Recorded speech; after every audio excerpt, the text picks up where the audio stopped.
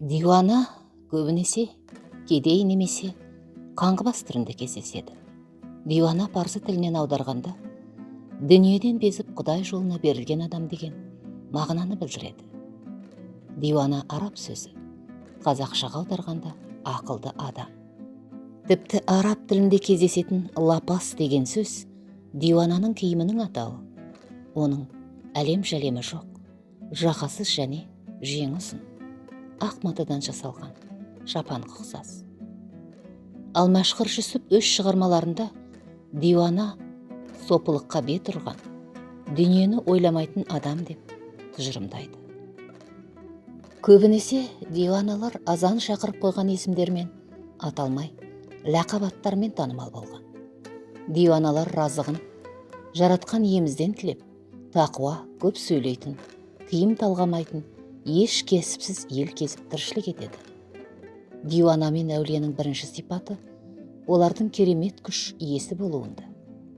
Бойына қасиет дарыған Мәстек Абыз бен Мәшһүр Жүсіп, Сағымбек, Әбжалап диуаналар жын-періні өз еркіне бағындыра білгендер. Олардың сыйынған өз бірлері болған. Төртеуі де бойындағы қасиетін ұрпағына аманат еткен. Әрқашанда ауыздарынан Алланы бір сәт тастамаған. Мәшһүр Жүсіп Шайхы Бұрқы диуана деген еңбегінде Мұса пайғамбардың заманында Шайхы Бұрқы деген диуана болыпты. Құдайға құлшылықты жан аямай қыламын деп, ерген ұршықтай 40 күн, 40 түн шыр айналған екен.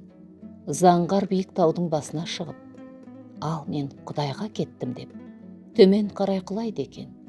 Өлмей талмай, дік етіп жерге түсіп, бүтін түгел дін есен жүре береді екен. Бұл Шайхы Бұрқының атасы адамзат, шешесі мекіре балық екен деп қорытындылайды. Демек, қазақ бақсыларының бірі Қорқыт болса, диуаналардың сыйынатын иесі Шайхы Бұрқы дуана деп түйін жасауға негіз бар. Мәшһүр Жүсіп бұл қыпшақ екеу, бірі Шайхы Бұрқы диуананың дуасымен бір кісіден 92 ұл туған, бәрі де өсіп-өніп ел жұрт болған деп, Шайхы Бұрқы диуананың ерекше кереметтерінің бірі перзентсіз ата-анаға ұрпақ сыйлайтын қасиет екендігін дәріптейді. Ал диуананың шыр көбелек айнап, билеу арқылы экстазға кіріп, жаратушымен жақындасуға ынтық болады. Софылық жолмен Тәңірді сүю арқылы оның жаратқан дүниесін сүюге ынтыққан жандар ел кезіп диуана атанған. Қазақ ертегілерінде диуана жын пері немесе дыю мағынасында суреттеледі, ал қазақ әдебиетінде жағымды бейне ретінде таныстырылады. Мәшһүр Жүсіп Көпейұлының шығармаларында диуаналар халық батыры, әулие ағартушы, абыз көріпкел, қыдырата, пір ретінде сипатталады. Мәшһүр Жүсіптің өзі диуаналарды айрықша қадірлеп қастерлеген. Қожа Насырды да диуанаға теңеген. Оның шын аты Қожа Нәсірдин. Ол әуелде ел аралап, диуана, күлдіргі және бақсы балгерлікпен айналысқан. Қыстақтық жерлерде әкесі сияқты имам болған.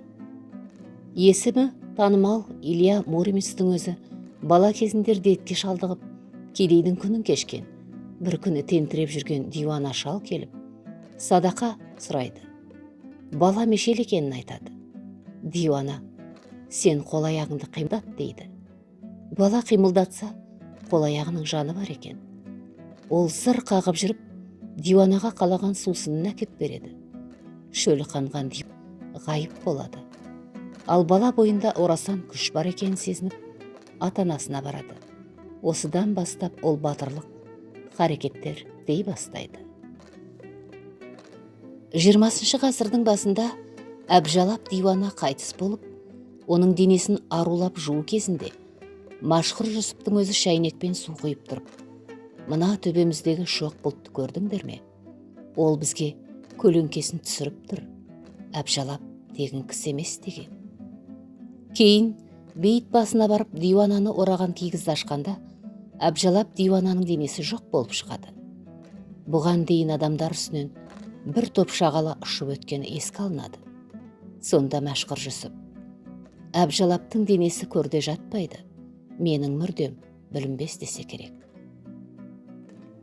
Мәшһүр Жүсіп ғылым және дін деген бірінші әңгімесінде сүйіндікте диуананың көптігі жұртқа жайылды деп жаза келе, Әбжалап диуананы әйел затының піріне теңейді. Себебі Әбжалап диуана перзентке зар болған жандардың қамқоршысы болған. Ол әйелдің қашан жүкті болатын, баланың жынысын баяндап қана қоймай, сәбиге ат қойып кететін болған. Тіпті туғалы тұрған малдың ішіндегі төлінің түр-түсін, жынысын дәл айтып беретін. Медицина әдіснамасы мен құралдарын пайдаланбай-ақ дәл айтып отырған. Бұл аталмыш кереметтерін пешенесіне берген Алланың нұры деп түсінген жөн болар. Сүрінгенге сүйеніш, ауырғанға жұбаныш болған диуана, жын буып ауырған жандарды да Құранның күшімен жазатын болған. Мәшһүр Жүсіп қояншық деген сөз диуаналардан қалған деп топшалайды. Себебі тіл немесе көз тиіп ауырған жандарды диуаналар бір орынға жатқызып, айнала жүгіріп, дұға құйды. Мәселен, Әбжалап диуана Құран оқығанда бір орында отыра алмай, жүріп жатып оқитын болған. Ең бастысы, олар трансқа кіріп беріле оқитын болған. Кенеттен тоқтап, ауру қоянға шық деп алады. Сәлден соң ауырған жан құлан таза айығып, арнайы ұстап әкелінген қоян жан тапсырады. Қоянға шық деген сөзді айтуға болмайды деп түсінген жандар қояншық деп елге шайған. Әбжалап диуана да Мәшһүр Жүсіп тәрізді қасида ілімін меңгерген жан. Аталмыш ілімді ұстанғандар жын елі кетіп, басқа бір кеңістікке өте алады. Мәшһүр танушы Төлепберген ақсақалдың жазбаларына көз жүгіртер болсақ, Әбжалап диуана бала кезінде молдадан дәріс алып, Құранды жақсы меңгерген шәкірт болған. Адамгершілігімен, қарапайымдылығымен көзге түскен. Есімі Асқардай, нұр кеуделі диуананың жаназасын Мәшһүр Жүсіптің өзі шығарып, арулаған. Содан ақ Мәшһүр Жүсіптің Әбжалап диуанаға деген ілтипаты мен махаббатын көруге болады. Мәшһүр Жүсіптің шәкірті әр атқосшысы Иманғали Маненов Бисмиллахир-рахманир-рахим Құлболды баба айтқан екен: менің құтым, қасиетім ортамда қалады. Шетке шыққан үрім бұтағым онша мықты болмаса керек. Әншейін менің атымды абырой қылып, күнкөріс жасай алса керек. Құтым өз ортамда жүрсе, соған қонса керек. Һәм Құлболды бабаның сүйегі жерге жерленбеген. Сүйегі жерленбегендер Алланың сүйген құлдары. Біріншісі Қызыр Ғалайхи уассалам, екіншісі Иса пайғамбар, үшіншісі Қазіретті Ғалы, төртіншісі Құлболды әулие баба, бесіншісі Лекер әулие, алтыншысы Жұматай әулие, яғни Әбжалап диуана. Растық көзбен көрген, сенімсіздік құлақпен естіген. Әбжалап диуананы көзбен көрдік, содан соң айтамыз да, Алла шексіз ұлық деп жасады. Ел арасындағы әңгімелерге құлақ түрсек, көтен тәуіп өзі қайтыс болған соң, денесі жерлер алдында ғайыпқа ұшып кетерін білген. Шынында да әулиенің өлі денесін бейітіне жерлейміз дегенде, дене ораған мата ішінде жоқ болып шыққан. Енді бір аңызда Құдайы тамақ беріп болғанда үй алдында ғайыптан бір түйе пайда болады. Әулие сол түйеге мініп көзден таса болады. Артындағы жалғыз қызының ащы даусынан ертесінде бір көрініп жоқ болады. Айдабол Ақбозы батырдың сопағы деген диуана аттан түйеден қалыспай тез жүреді екен. Түсі суық, бойы ұзын, жалаң аяқ жүретін. Жүрген жерінде кедей мен жетімді қорғап, байдан алғанын соларға беретін жан екен. Өзі тауық жылы өлген. Жұрттың жұтайтынын айтып сөйлеп жүріпті.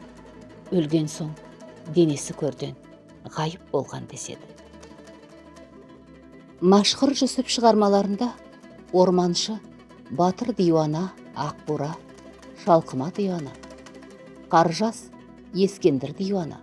Шалқыма баласы Айсабай қажы да диуаналардың есімдері кездеседі. 1930 ашаршылық жылдары Айтекең деген диуана ауылдарға даланың еліктерін айдап әкеліп, сауғызып тұратын болған.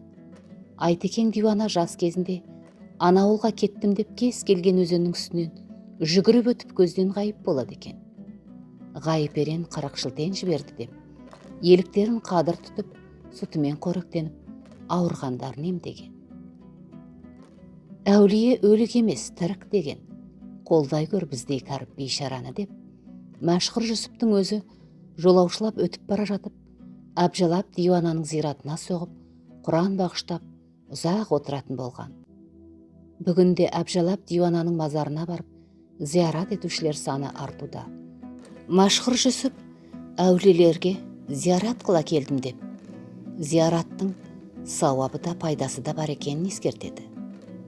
Зиярат жөнінде пайғамбарымыз: мен сендерді қабірлерді зиярат етуден бөгіп келген едім. Ал енді оларды зиярат етіңдер. Сөйтіп оларға дұға жасаңдар, және олардың күнәларының кешірілуін сұраңдар деген болады. Тек зиярат пен Аллаға серік қосудың айырмашылығын таба білген жөн.